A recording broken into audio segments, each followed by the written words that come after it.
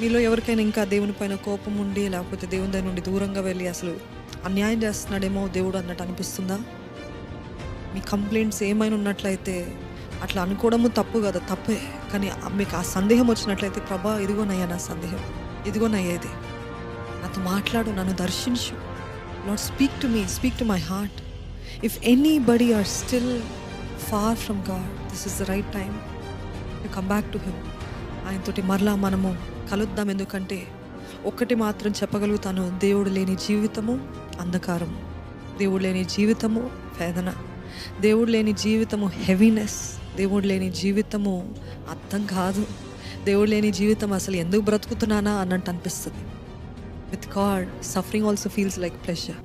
With God suffering also makes a meaning, gives a meaning to life. కాబట్టి మనమందరము కలిసి ప్రార్థనతో, ఆరాధనతో ముందుకు వెళ్దామండి.